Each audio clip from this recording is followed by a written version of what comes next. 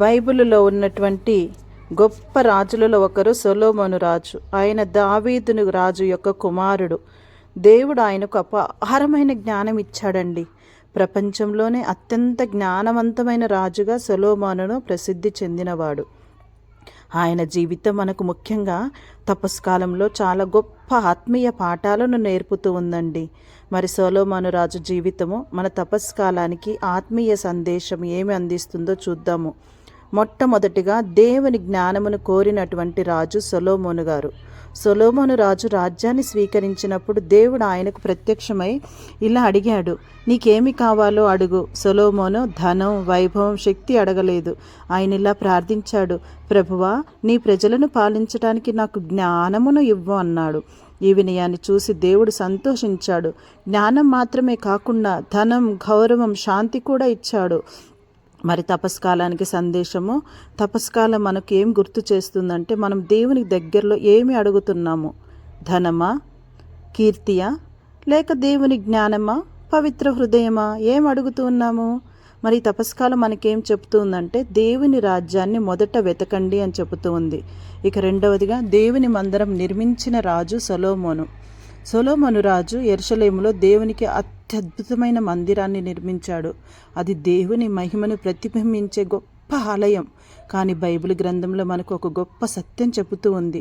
దేవుడు రాళ్ల మందిరంలో కాదు, మన హృదయంలో నివసించాలనుకుంటున్నాడు.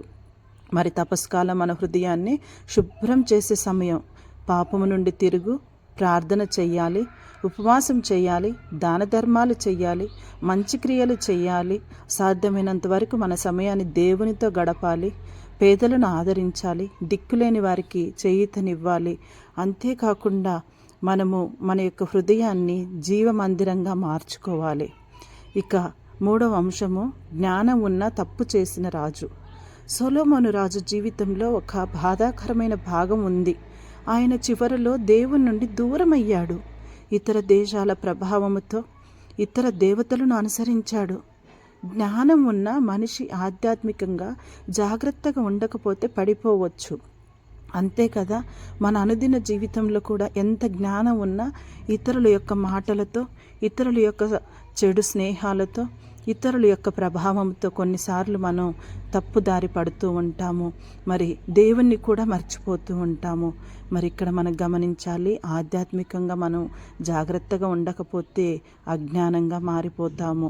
కావున ప్రియ సహోదరులారా, మనం ఎంత ప్రార్థించినా, ఎంత సేవ చేసినా దేవునితో సంబంధం నిలబెట్టుకోవాలి.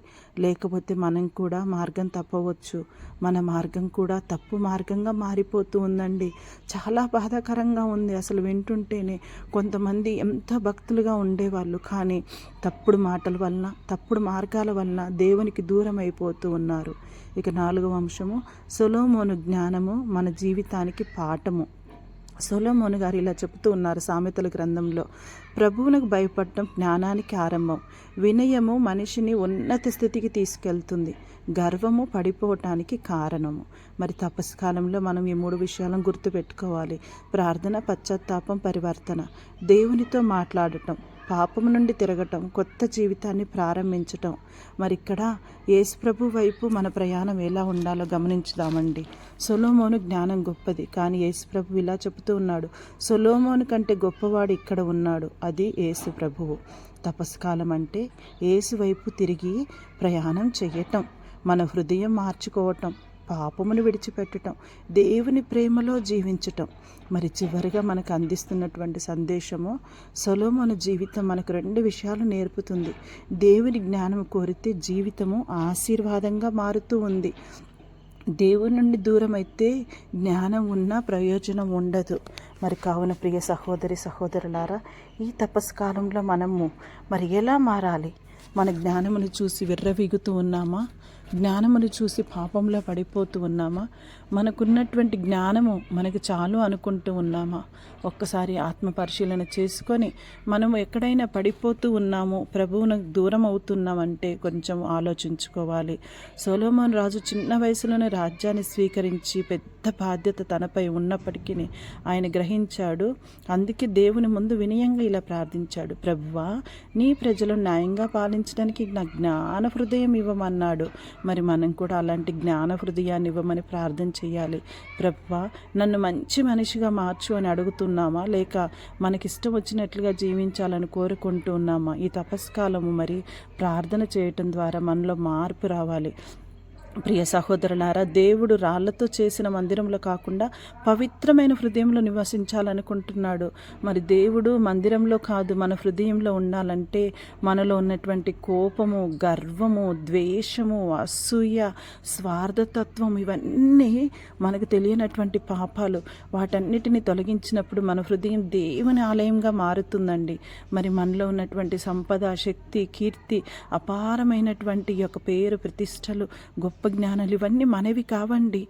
ఇవి నలుమూలల నుండి రాజులు ఆయన జ్ఞానాన్ని వినడానికి వచ్చేవారు. అందులో ముఖ్యంగా ఒకరు మరి క్వీన్ ఆఫ్ షీబా. మరి ఆమె సొలొమోను జ్ఞానాన్ని చూసి ఆశ్చర్యపోయింది. ఇంత గొప్పతనంలో మధ్యలో ఒక ప్రమాదంలో ఉంది గర్వము మరియు ఆధ్యాత్మిక అలసత్వం. కావున ప్రియ సహోదరులారా, మన జ్ఞానాన్ని చూసి మన దగ్గరికి ఎవరు వస్తూ ఉన్నారు? మనకు సరిపడ వాళ్ళు వస్తున్నారా? మనకు మించినటువంటి వాళ్ళు వస్తున్నారా? మనకు తగ్గినటువంటి వారు వస్తున్నారా? మరి మన జ్ఞానం ఎలా ఉంది? మరి సొలొమోను రాజు జీవితంలో చివరగా బాధాకరంగా తన యొక్క విదేశీ భార్యలను తీసుకున్నాడు. వారి ప్రభావంతో ఇతర దేవతలను అనుసరించాడు. మరి జ్ఞానవంతుడైన రాజు కూడా దేవుని నుండి దూరం అయ్యాడు. మన జీవితంలో కూడా మనం అడిగే ప్రశ్న ఇదే. దేవుడు మనల్ని అడుగుతున్నాడు,